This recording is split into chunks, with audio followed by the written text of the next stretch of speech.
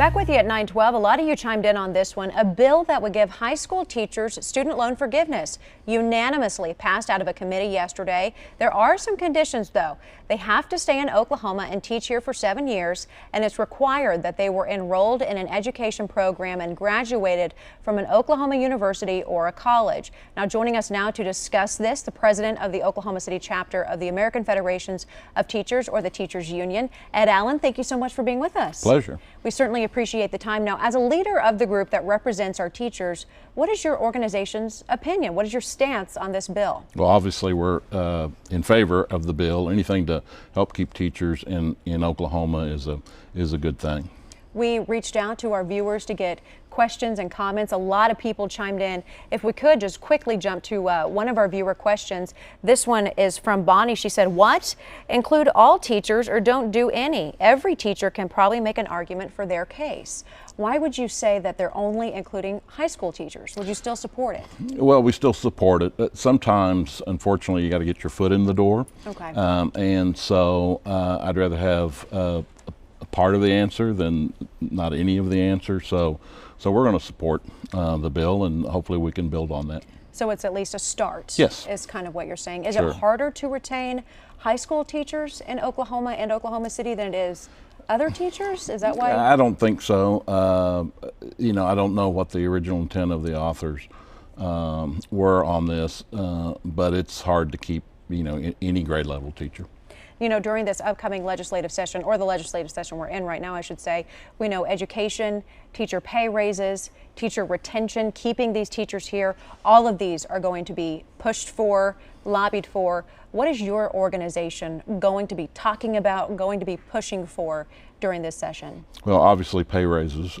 Since the sales tax initiative failed, we have to look at another way. I'm a little bit disappointed that I don't think there are very many bills out there that have a chance of passing that would give a substantial raise immediately. It looks like we're going to have to phase something in. And in that regard, I like Senator Holt's bill, Senate Bill 316, which gives a $10,000 raise phased in over 4 years. I'll be honest with you, we spoke to the minority leader, Democrat Scott Inman, and he said he really doesn't think there's any way that teachers are going to get a pay raise this legislative session. And quite frankly, when you look at the numbers, we are in a $900 million budget shortfall. So you look at it and you think, where's this money going to come from? So when you look at it and you think about, well, you could do student loan forgiveness, or you could do something like that, a different type of incentive besides a pay raise. Is that enough to keep these teachers? Is that enough to keep them from going to Texas? It won't be. We got to get out of the mind frame of working around the edges. Okay. And that's what a lot of these bills do. Teachers want to see a pay raise. They compare pay in Oklahoma with pay in Texas and Kansas and other neighboring states. And so it boils down to pay.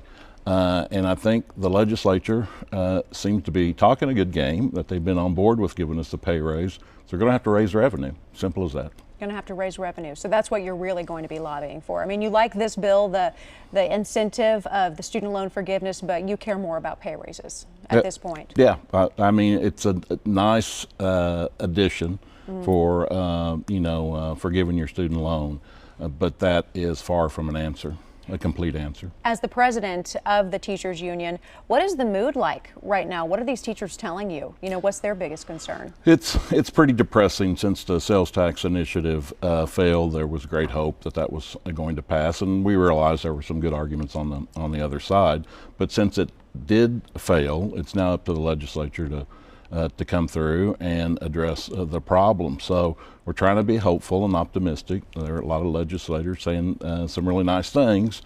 So they're going to have to buckle down and get the job done, or we're going to lose more teachers. We are running out of time here, but as someone who has been in the education realm for quite some time, I know you've been in this position for more than a decade, correct? Correct. Have you ever seen the education situation in Oklahoma more dire than it is right now? Is this the worst that we've been in? It's by far the worst. If we can't be competitive in pay, we can't attract the teachers that we want to. And so it's never been more depressing. It's tough to teach in Oklahoma City, for example. I represent those teachers because it's the hardest place in the state to teach. And so when you're not seeing a light at the end of the tunnel, it is easy for folks to say, I've got to explore other options. Okay. We have a lot more to come on this issue, a lot more to come on this specific bill, the student loan forgiveness.